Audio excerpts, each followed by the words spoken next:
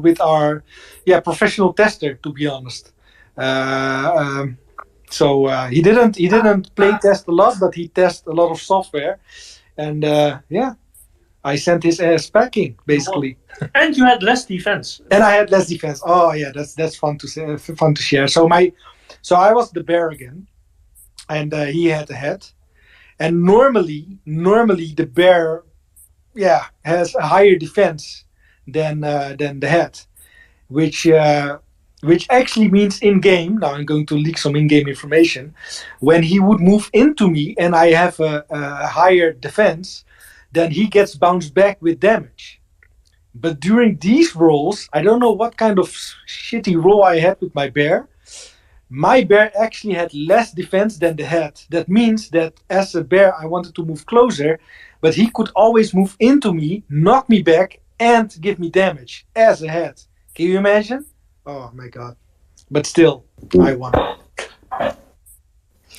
Wow, I can't. I'm trying to imagine, but I guess in a couple of weeks, I will be able to imagine Yeah, when the game is out. I mean, when yeah, the arena is out. I can only imagine. Like in my head, like I just visualized, like replayed it, and perhaps when I'm talking, a lot of people might think, "Hey, what is this? What is this guy blabbering about?" But it will all become clear within a few weeks. Yeah, now we need to be careful now because the next Twitter Spaces or the next VC we have, you might only see 10 people show up because everybody will be busy playing the game. You're definitely right. You're definitely right. So that's why I also think that we discussed it basically. That I think after the prototype we might move to a bi-weekly AMA, just to make sure that people can have some time off from gaming, and sit with us through the newest patch notes, because I imagine that we're going to release a lot of patch notes really close after the prototype. But we need some time to digest and to make sure that it gets presented in a proper way. Don't you think, Jackie? Yeah, because right now we're playing the game, um, and that's not necessarily the same as actual users playing the game. So we'll see whether some attacks need to be buffed, for example, the earthquake or the sunbeam or stuff like that. Um, but we'll need to gather that data to see how it goes, and then patch after patch it is. Definitely. And I see some talk in the chat going on, like, "Hey, Mr. B, what is this? 3 minutes till Valhalla and no leak yet." Uh, let me share one of the things I'm going to leak today. That's I was thinking about whoever would win the game. That character would be leaked in with a few of his actions, and obviously the bear won. So have some fun with the bear. And also as a disclaimer, this is work in progress. So if some things look clunky or whatever, just keep in mind we're still working on these. And here we go. Leak income. Ladies and gentlemen, leak incoming. Leak incoming. Oh, let's go. By the way, as we expect the leak, if you have any questions, please raise your hands and we would allow you to speak. Yeah, I can see it. Wow. Yeah. Is that bear trying to scream? I wonder what type of screen he is doing, basically, right? Wow. Yeah. Oh, yeah. Muscle flexing. Guys, go on Telegram and see what Mr. B has just leaked now. Wow. Wow. Oh, Yeah, the we best had kind a of lot of fun. We had a lot of fun. And shout out to the whole team who is working day and night for going weekends.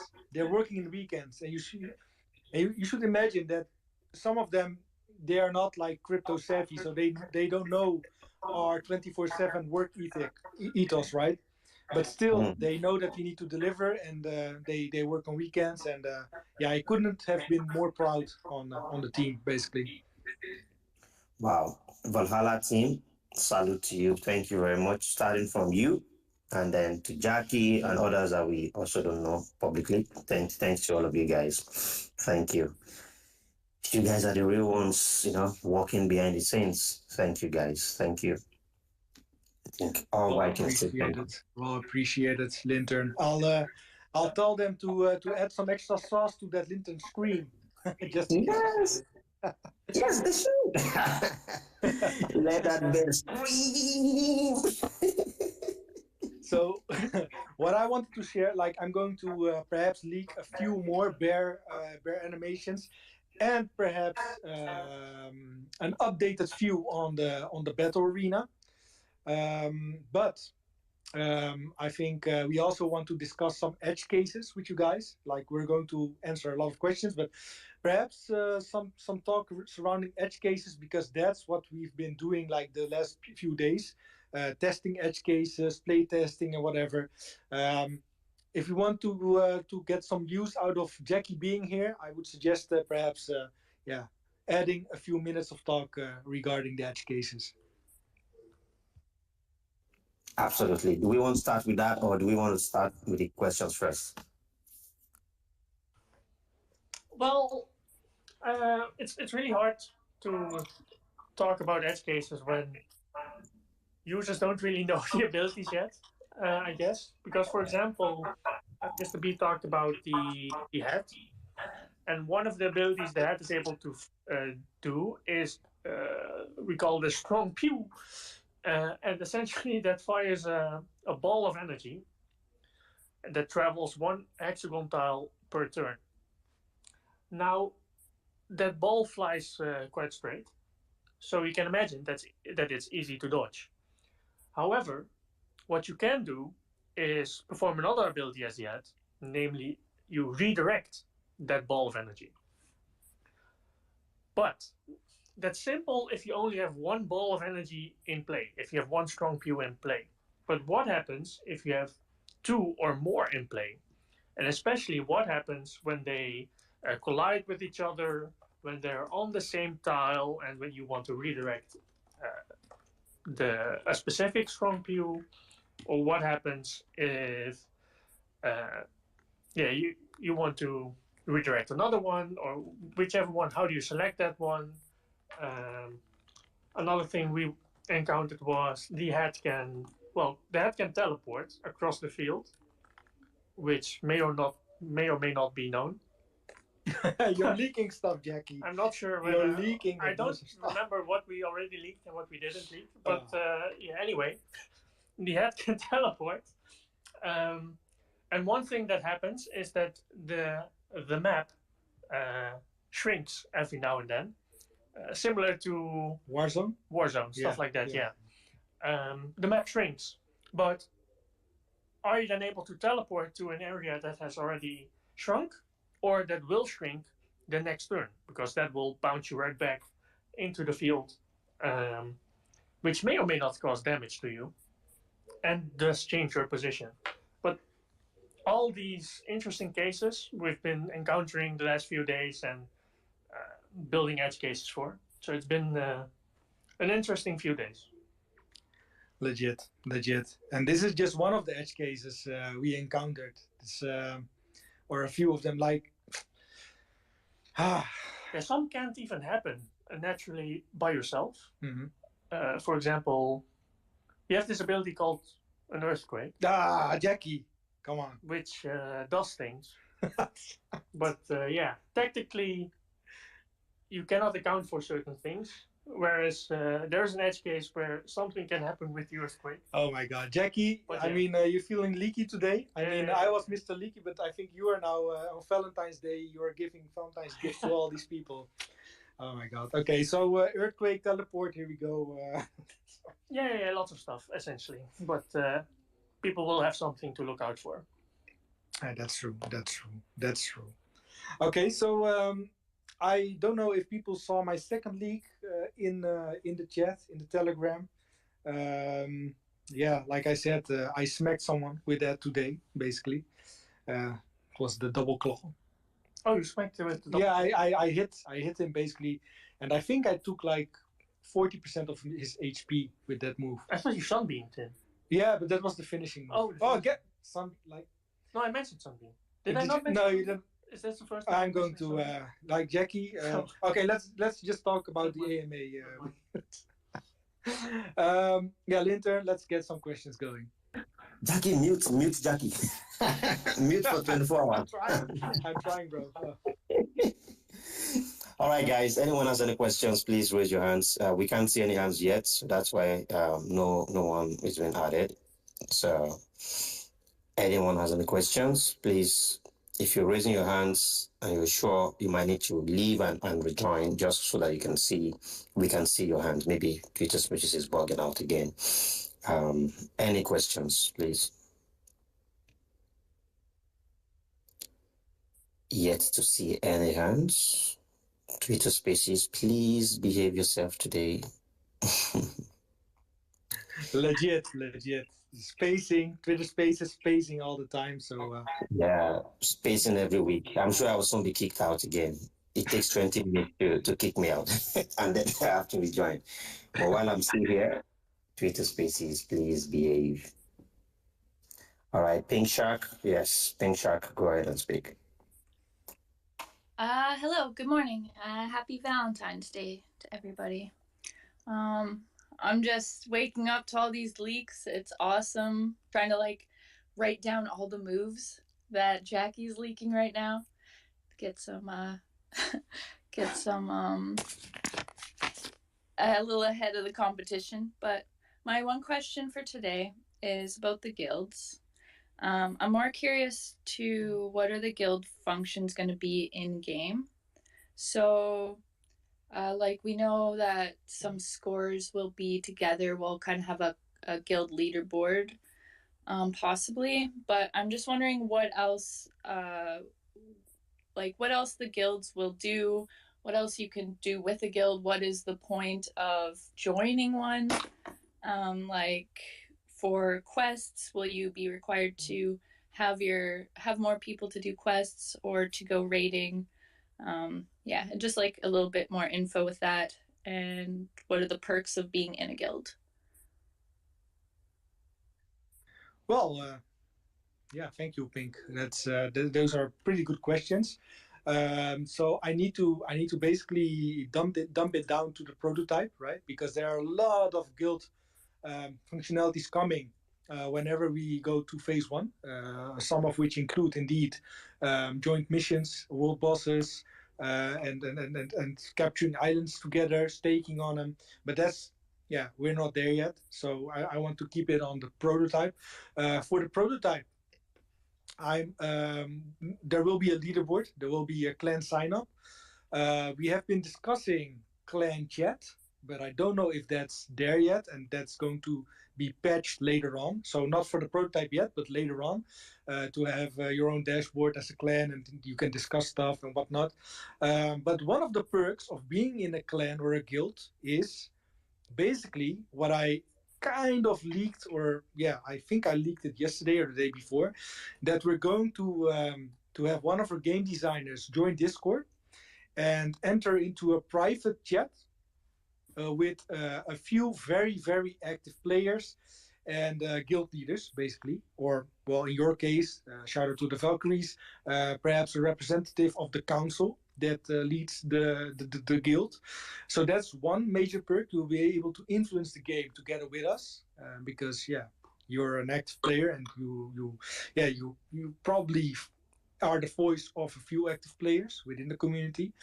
Um, in this leaderboard, we'll also include and this is something we're still discussing, but um, the average level of the Vera of a clan, and because we cannot have a clan exist of one person and perhaps a minimum of three, then it will always be a competitive thing. The more people you have, the harder it will be to have a higher level, perhaps, but also it will be harder to have a lower one because it's an average. But this is still something we're figuring out, what kind of metrics we will use. But one thing I can tell you for sure is that we will have leaderboards based on clan metrics and also based on individual ones. And there will be rewards based on those as well. So I hope that answers your question, for now at least, for the prototype. Yeah, for the prototype, that's good. I will. I'll be sure to get more information out of you on a later date after.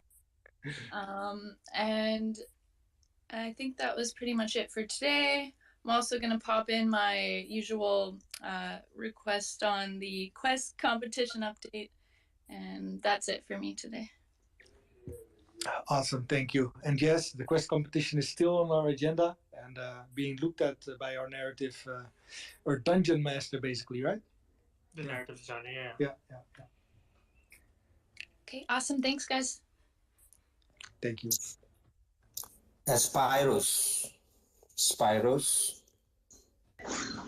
Hello, happy Valentine's Day to whoever is celebrating. Just wanted to ask how we're doing time-wise with the game. Have you found any problems? How's it going? Well,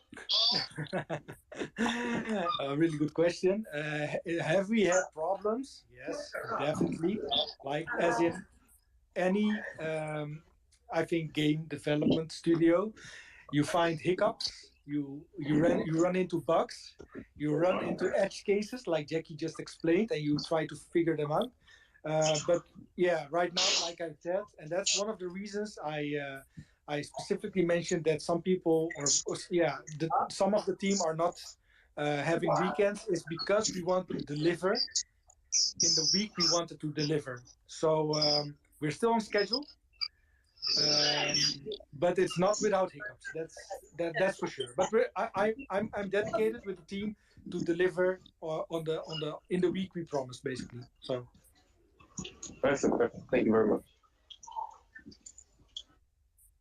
No worries. Thank you for your question. And yeah. Archie, go ahead. Archie, what's up? How you doing?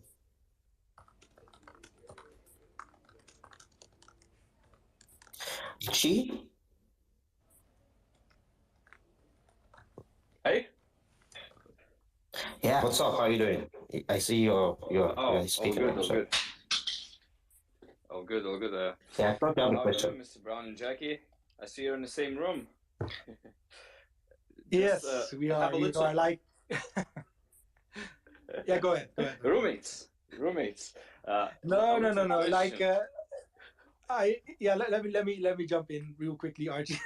Like the reason we're together right now is out of necessity because we need to be on top of the Valhalla team during this time to make sure that we get these final crunching moments before the deadline, before we push things out. Like we're constantly here, so that's the reason, not because we're roommates. True. And I got kicked out by Twitter Spaces a couple times. Oh yeah, that's true as well. Go ahead, Archie. That's a pretty good solution. Just a little question. Not sure you'll be able to answer it yet, but just something to consider. For the alpha testing, as we know, Genesis NFTs have a priority, most likely over than Floki and then everybody else, as I understand. But is it already set? Do you have to have all 4 of them? Is there a priority for Ruby and Diamond ones, or do you have to even have Genesis plus Floki? Have you considered it?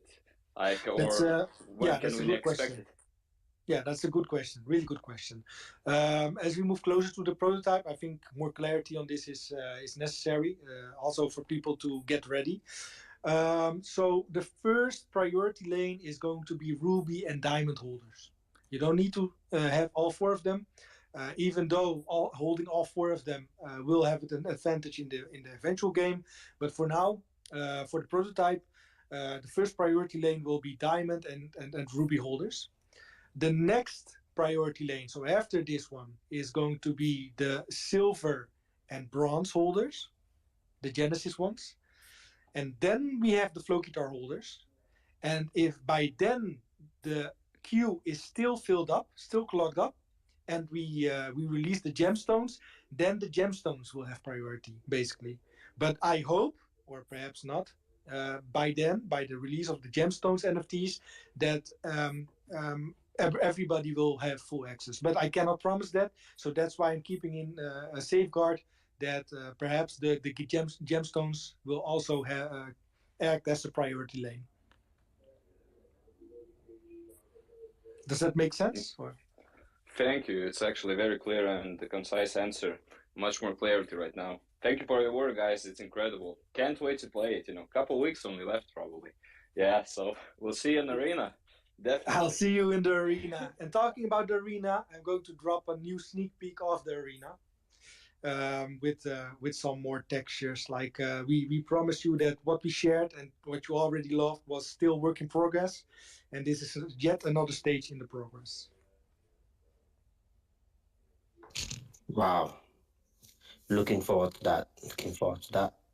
See, Mr. Essien, Mr. Essien, are you related to Michael Essien of Chelsea? Mr. Essien, please go ahead and ask a question. You are now a speaker.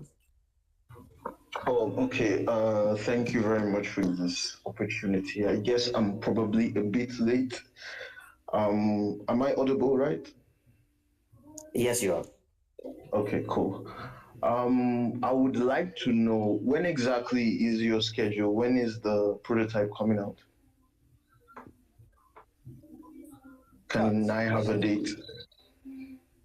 Well, it's going to be in the last week of February, and the sooner we can push it out, the more happy I'll be. But let's just keep in mind that it will be the last week of February, and that can be from the 22nd till the 28th. Oh, okay. Thank you. No worries. Thank you. All right, thank you. Any more questions? Any more hands raised? Please go ahead and raise your hands and you will be allowed to speak.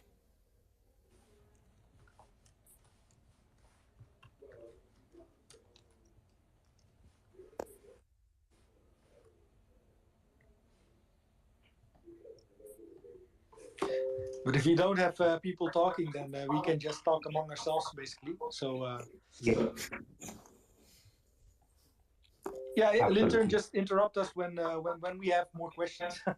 Okay, sure. We'll look into it. Jackie, do you want to share something? What you encountered during this?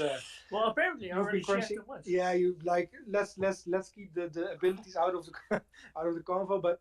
Regarding the like you've been crunching the blockchain, right? The smart contract aspects of all of this. We're pushing boundaries. We're going on the Kovan testnet, basically, of optimism.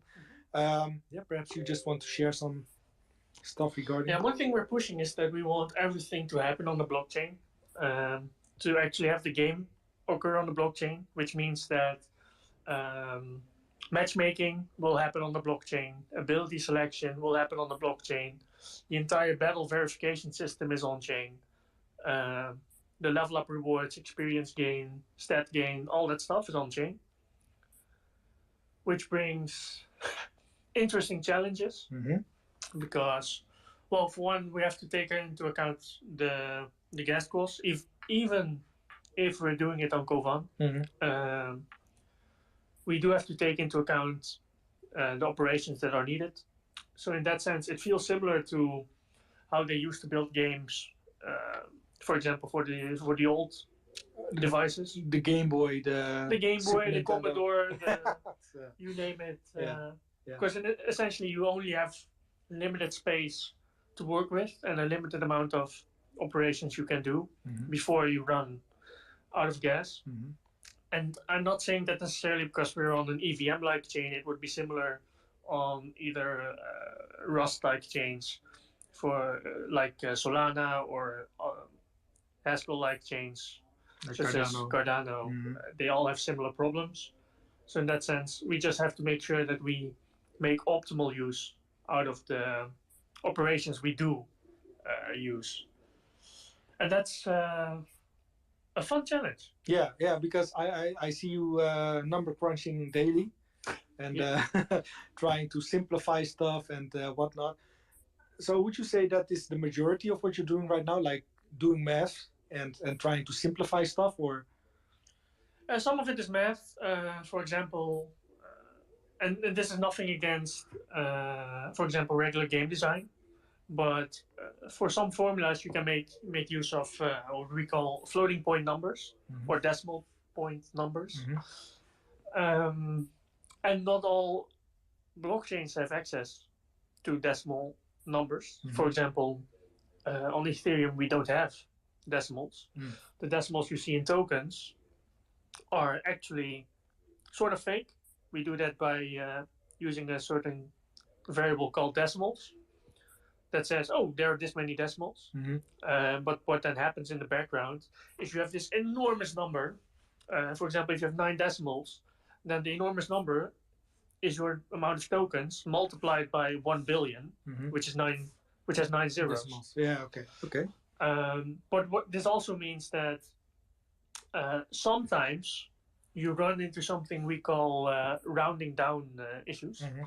Because if you divide 3 by 2 on the blockchain, you actually get 1. Because 1.5 does not exist on chain.